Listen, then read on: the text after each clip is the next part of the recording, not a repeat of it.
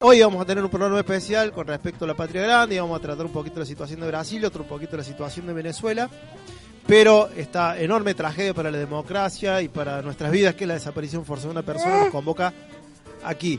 Entonces vamos a hablar solamente un rato de la situación que está pasando particularmente en el país, que ha sufrido un golpe institucional en principio. Nico, ¿vos a qué te dedicas particularmente? Bueno, yo soy sociólogo, durante varios años fui docente y actualmente soy investigador becario del CONICET, así que me dedico básicamente a investigar. ¿Qué es un sociólogo? Bueno, un sociólogo, me encantaría tener la respuesta, no la tengo. Gino Germani se está... por lo menos está rasgando las vestiduras. Yo por lo menos intento ser una persona que molesta a preguntas. En la familia, el domingo, con los amigos, una semana antes de las elecciones, escribiendo, hablando, básicamente eso. Pero también tratando de difundir o dialogar con todos los sectores de la sociedad y no solo quedarse encerrado en esas paredes académicas donde todos hablan difícil y escuchan poco. Pero tenés un tema particular en el cual trabajás, según tengo entendido, que tiene que ver con el fútbol y una particularidad en el fútbol. ¿Qué es el tema específico? No es delantero, no es defensor. ¿Qué trabajás sobre él? Claro, de fútbol solamente lo puedo investigar porque jugando, nada. Mi tema específico es el tema de la violencia en el fútbol, específicamente, y más puntualmente trabajar sobre el fenómeno de las barras bravas, tanto en Argentina como a nivel latinoamericano. Y por eso tú te fuiste a Río. Claro. Sí, o sea, digamos, si para un arqueólogo lo mejor que le puede pasar es ir a la pirámide, para un sociólogo que le gusta el fútbol y le gusta el baile, lo mejor que le puede pasar es que le toque Río de Janeiro, ¿no? Lo del baile, sobre todo. Sí, mi propuesta fue hacer un estudio comparativo entre el caso argentino y Brasil, pensando el lugar que ocupa el fútbol en esas dos sociedades. Bueno, particularmente te convocamos porque se están viviendo días muy convulsionados en Brasil. Acá solamente llegan las noticias de lo que podemos llamar el palacio, o sea, el cambio de gobierno, que sacaron un presidente, pusieron otro. ¿Cómo se está viviendo el día a día en las calles de Brasil con respecto a esta situación donde han tumbado un gobierno democrático, donde han colocado un representante de lo más rancio de la oligarquía brasilera? Bueno, digamos, en Brasil el tema es súper complejo, sobre todo por la dinámica que tiene. Es una cuestión de que realmente el día a día cambia vertiginosamente el clima político. Como bien vos lo decís, que hay que decirlo con todas las letras, lo que ocurrió en Brasil es un golpe con las nuevas modalidades del siglo XXI, pero digamos también es un proceso de larga data que lo podemos fechar más o menos en el 2013, si podemos discutir, pero que tiene que ver por un lado con una contraofensiva a nivel regional, que la estamos viviendo en todos los países, pero con una fuerte tonada brasilera porque tiene unas particularidades que vale la pena mencionar y hace difícil homologar la situación de Brasil a la de otros países. En esa homologación, una de las cosas que uno percibe es que no, por lo menos no en forma, no con la contundencia, de que no se ve una movilización en las calles como la que uno puede ver, por ejemplo, en Venezuela, o como la que uno puede percibir de golpe aquí en Argentina, sobre todo con las fases gremiales y con las luchas de memoria, verdad y justicia, que son las que más mueven en la República Argentina. ¿Es así lo que muestran los medios? ¿O hay una gran movilización? ¿O no la hay? ¿O cuesta mucho por esto de las grandes urbes? Bueno, lo que vos decís es, digamos, fue como una obsesión mía, digamos, uno que viene de la Argentina, donde hay una cultura política de la movilización, de la protesta muy fuerte. Realmente me llevó tiempo entender por dónde pasaba la cultura política brasilera. Brasil tuvo un momento de efervescencia política muy grande, que fueron las movilizaciones del 2013, que fue cuando se convergen varias cuestiones: el aumento del transporte público, explotan los casos de corrupción con el Lava Jato y hay una protesta social en contra del legado de los mega eventos deportivos, básicamente Copa del Mundo y Juegos Olímpicos. Ahí literalmente Brasil sale a la calle. ¿Qué sectores salían? Todos. Digamos, era muy loco ver, digamos, la izquierda más radical con la derecha más conservadora en la calle. Todo ese proceso, y eso es lo interesante que tiene Brasil, fue capitalizado por la derecha que hoy está golpeando, que hoy hizo el golpe. Digamos, ahí hay una pregunta sociológica que no lo voy a poder contestar, pero digamos, ¿Brasil sale a la calle? Sí, salió. El tema es que ese movimiento fue capitalizado por la derecha. ¿Qué derecha? Una derecha religiosa, que tiene que ver con el ascenso básicamente de los sectores evangélicos. Ahí hay un fenómeno en Brasil muy fuerte. La derecha concentrada del poder mediático, con la Regio Globo a la cabeza. Y la derecha política, cuya expresión partidaria es un riñón, que también esto hay que decirlo, aunque nos duela, alimentada por el propio PT. Digamos, no hay que olvidar que Temer fue el vicepresidente 2 veces del PT. Entonces, hay un escenario político súper complejo, mientras tanto la sociedad civil se expresa poco. En eso justamente tenía una pregunta, vos lo tiraste como una de las cuestiones a analizar. ¿Cuál fue bueno, la pregunta era un poco, la respondiste, pero ¿cuál fue el rol de las iglesias evangélicas? Teniendo en cuenta que justamente Lula llega a su primer presidencia, entre otras cosas por la alianza que hace con el Partido Liberal, que es el partido de la Iglesia Universal, vamos a decirlo en criollo. ¿Cuál es el rol que juegan? Porque sabemos que son expresiones de derecha, conservadoras, tienen varios puntos a tener en cuenta, como que son antiabortistas, son antimatrimonio igualitario, son generalmente muy refractarios a los procesos de memoria y deber de justicia, plantean siempre eliminar para adelante y que juzgue Dios. ¿Cuál ha sido el rol de meterse en el PT, salirse del PT? Si es que hay una respuesta, es medio grande, yo sé la pregunta, pero... Bueno, es súper complejo el tema también religioso en Brasil. En términos políticos, uno podría pensarlo simbólicamente con una figura que es muy importante en el mapa político de Brasil, que es Cunha. Un tipo que representa, el máximo representante político de la rama evangélica, que está en el PMDB, que fue el presidente de la Cámara de Diputados. En términos concretos, es el tipo que armó el impeachment contra Dilma. Hoy, preso. Digamos, porque lo loco del caso de la corrupción de Brasil es que fue una bola de nieve que terminó incontrolable. Eso por un lado. Por otro lado, hay, digamos, la iglesia evangélica, que dentro de ella hay una heterogeneidad muy importante, tiene una amplitud y un alcance territorial que no lo tiene el Estado. Digamos, en el punto más recóndito del nordeste brasilero tenés una iglesia evangélica. En la comunidad, en la favela, donde el Estado no entra, tenés una iglesia universal. O 2 o 3. Digamos. O 2 o 3, por cuadra. Entonces, digamos, ahí hay un fenómeno muy complejo. Y hay otra dimensión que también tiene que ver, que hay estudios sociológicos que muestran que esos 30 millones de personas que el gobierno PT sacó de la pobreza, ha sido también capitalizado ideológicamente por parte de la Iglesia Universal. Digamos, la Iglesia Universal que postura una cultura ascética, del ahorro, de la austeridad, de una vida no viciada, entre comillas, para muchos de los fieles, esas condiciones macroeconómicas que favoreció el PT fueron vistas como un beneficio producto de un estilo de vida evangélico. Una meritocracia. Totalmente, Una meritocracia. Otra pregunta que teníamos era ¿cuál era el rol, teniendo en cuenta que Brasil no ha pasado y cuesta mucho pensar que lo vaya a pasar por un proceso de memoria, deber y justicia como el que hemos pasado aquí en Argentina, ni siquiera similar a algo no menos importante, pero más suave como lo de Chile o como Uruguay, que tiene algunos represores condenados? Allá en Brasil ni hablemos, ¿no? ¿Cuál es el rol de las Fuerzas Armadas? ¿Cómo hacen valer la impunidad si es que has entrado en ese campo? ¿Cómo hacen valer la impunidad? ¿Cómo operan todos estos sectores que no han tenido juicio castigo y que, si bien quizás no sean los mismos, pero han dejado una cría de proceso que aquí intentaron, pero con los procesos de memoria y de justicia le hemos puesto como un coto por lo pronto?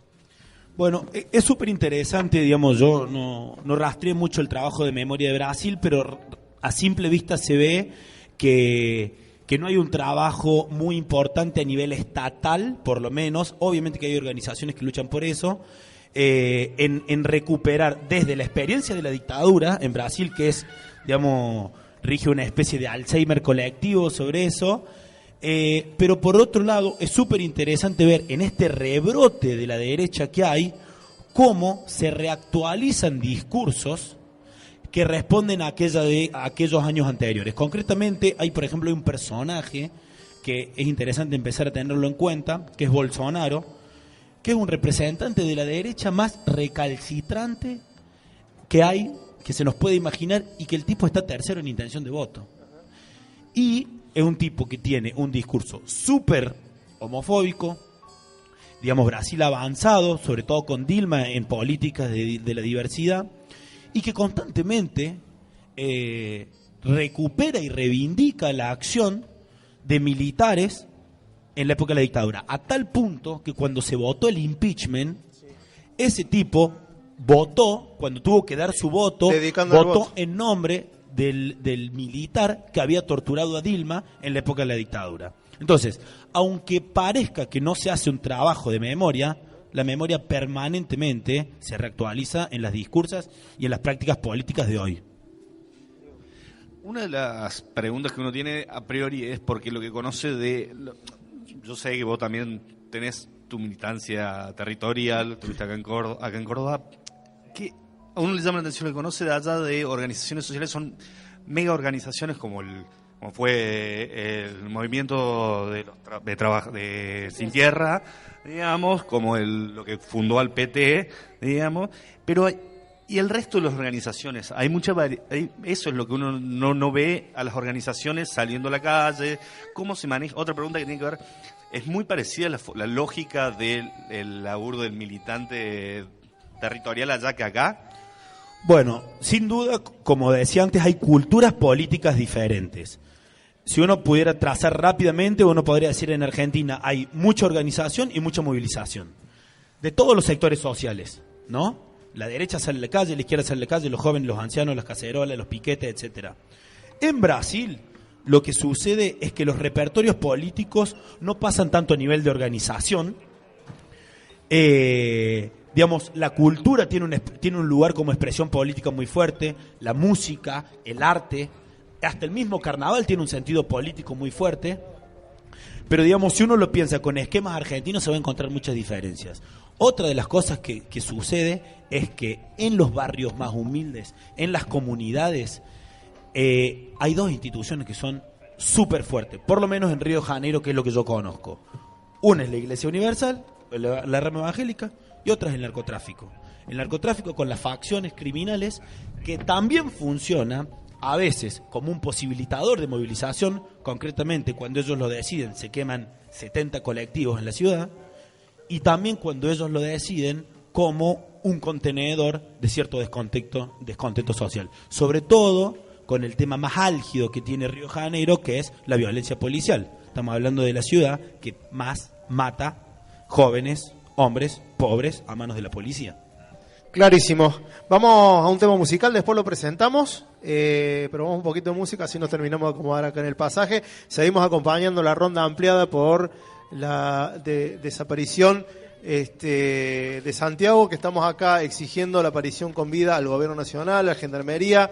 Ya están marchando y están dando vuelta alrededor del Monumento a San Martín las organizaciones políticas, estudiantiles, una gran cantidad de personas que están dando vueltas alrededor de la plaza, como esas vueltas que empezaron a dar nuestras queridas madres hace 40 años. Vamos nomás a la música y después presentamos.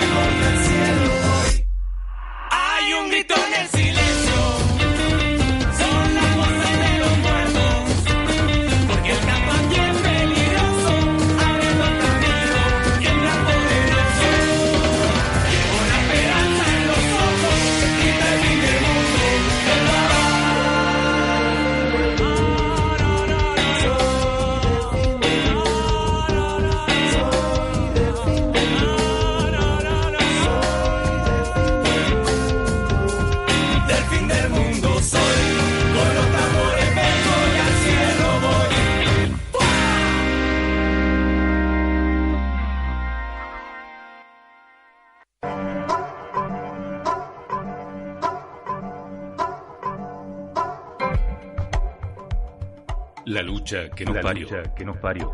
El programa de Hijos Córdoba. Escúchanos por Radio Heterogénea, www.heterogenia.com.ar. Los viernes de 18 a 20 horas en vivo, los sábados de 17 a 19 horas o los domingos de 9 a 11 horas. Radio La Minga, 94.7 FM Villa Giardino, los sábados de 15 a 17 horas. Radio Nexo, 93.9 FM Villa Allende, los sábados de 13 a 15 horas. Radio Tortuga, 102.7 FM Altagracia, los domingos de 10 a 12 horas. Radio Revés, 88.7 FM, los lunes de 22 a 0 horas. Radio La Imposible, www.laimposible.org.ar, los lunes de 16 a 18 horas. O bajá y escucha nuestros programas a través de nuestras páginas de Facebook, La Lucha que nos parió, o nuestra página institucional, Hijos Córdoba.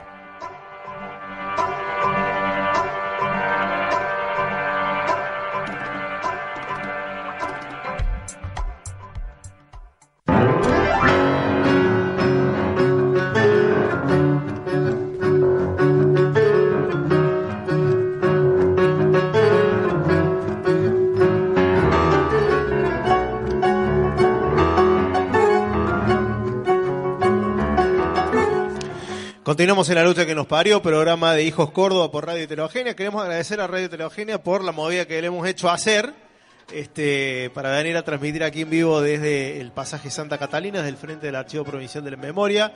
Nos olvidamos de decirle que nos está operando de rato Ludmila Ludueña, que es nuestra operadora habitual, y de rato también el orgullo que nos opera el director de la radio, Guillermo Guerra. Pero bueno, reiteramos, muchas gracias a la radio porque se nos ocurrió esta idea en realidad bastante sobre la marcha de que se nos venía el día de la ronda y dijimos, pero en vez de hacerlo en Heterogénea podremos hacerlo en la misma plaza. Después por algunas cuestiones técnicas nos corrimos un par de metros para los que escuchan en Buenos Aires o los que escuchan el programa en otra parte de la provincia de Córdoba y que por ahí no ubiquen del todo el archivo. Estamos a 50 metros de la Plaza San Martín. Estamos cerca para ir y estamos lejos para transmitir el programa de radio. Pero estamos al aire libre acá en el pasaje Santa Catalina, en el ex centro clandestino de detención. Mientras la gente ya está gritando los presentes a Santiago Maldonado. Nos quedaban las últimas preguntas para Nico, que nos vino a visitar, para que habláramos un poquito de la situación de Brasil. Por la tele vemos habitualmente los partidos de fútbol, los que se alcanzan a ver. Esta cuestión de que muchos de los futbolistas, o gran parte de los futbolistas brasileños, rompieron con las cábalas habituales. Uno ve los futbolistas argentinos, se persignan, entran en una pata, se besan una medallita, se mantienen un ritual de cábala. Y uno ve, en esto que hablamos en el bloque anterior, del poder de la Iglesia Universal, que los muchachos rezan. Se agarran, lo que son varios, se agarran las manos y hacen un rezo que uno identifica porque conoce a otra gente evangélica, que son rezos evangélicos, o se arrodilla y abre los brazos y reza al cielo. ¿Cómo está la cuestión, más allá de esta hegemonía que vos contabas que tiene que ver con lo político, lo territorial, cómo está la hegemonía religiosa? Un poco lo charlamos afuera de micrófono con el tema de los sincretismos, de las definiciones. Bueno, a mí, la verdad, dentro de la curiosidad sociológica y antropológica, la religión en Brasil, junto con el carnaval y el fútbol, eran una obsesión que yo tenía. Y es muy, muy interesante porque uno toma cualquier encuesta y uno ve que Brasil es el país más católico del mundo. En términos absolutos y relativos. Es un país donde todo el mundo se define como católico. Ahora, cuando vos empezás a escarbar en las prácticas que tienen esas personas, yo les contaba, por ejemplo, yo tenía un amigo que le preguntaba qué hacía él cuando se enfermaba él o un pariente, un amigo. Y él decía, bueno, yo compro una callaza, compro pururu y le hago un tributo a Ogún, que es una orilla. Entonces, ¿qué estoy tratando de decir? ese catolicismo que nosotros entendemos como el catolicismo apostólico romano, que por ahí estamos acostumbrados en Argentina, no tiene nada que ver con ese catolicismo brasilero, ni tampoco el evangelismo o los pentecostales que nosotros entendemos acá como allá. Es imposible entender la cultura brasilera si uno no comprende que hay un sincretismo que atraviesa toda la cultura. Hay que pensar que Brasil es el país que más esclavos recibió en el mundo. Entonces, digamos, imposible entender Brasil sin esa matriz africana que la atraviesa en la religión, en la cultura y también en la política. Hola, ahí está andando el micrófono.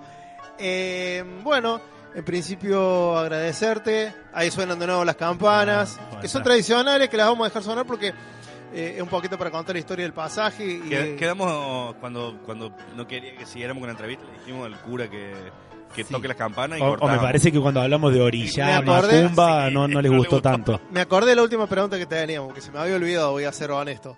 Que realmente la mayoría de la gente que hemos conocido y los que andan por el sur, una de las cosas que los que van por primera vez se sorprenden es la cantidad de rubios que hay en Brasil. Y con apellidos tipo Bauthausen o Hindenburg, ¿no? O sea, toda la inmigración alemana al sur. Y una de las onceras que quizá no escucha más es que en Brasil no hay racismo, que está tutupean. ¿Cómo es la cuestión con el tema del racismo, con la presencia de estos núcleos al sur? Bien, bueno, gran mito, digo, tan mito como escuchar que en Argentina no hay racismo. Racismo. Sí, no hay. Claro, algo así. Básicamente, Brasil, el sur, es muy gracioso también porque los brasileros que no son del sur, al sur al brasilero le dicen el norte de Argentina. Le dice a lo de Porto Alegre, ustedes son el norte de Argentina. El sur es una cosa, lo que se llama el eje es otra, el triángulo más fuerte económicamente, que es Sao Paulo, Minas Gerais y Río de Janeiro. El nordeste es otro, Bahía, Pernambuco, y la Amazonía es otra cosa. Son 4 universos culturalmente, racialmente, económicamente totalmente diferentes. Para volver donde empezamos, para tomar el final por el principio, eso se expresa políticamente. Si uno ve el mapa político, por ejemplo, de las últimas elecciones de Dilma, el sur, todo en contra de Dilma, el norte, todo a favor del PT. Eso no solo habla de una matriz económica, sino también que la política en Brasil está permanentemente atravesada por una cuestión racial. Bueno, Nicolás Cabrera, te agradecemos muchísimo el haberte llegado. Te liberamos para que vayas a la ronda, que recién casi te nos vas.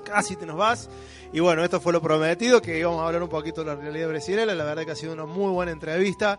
Ha tirado bastantes puntas interesantes para adelante. Diego. Sí, ahora pasamos a un tema. Vamos a un tema musical. Vamos con El Ojo Moro de La Vela Puerca. Chao, Nico, nos vemos. Bueno, saludos a todos.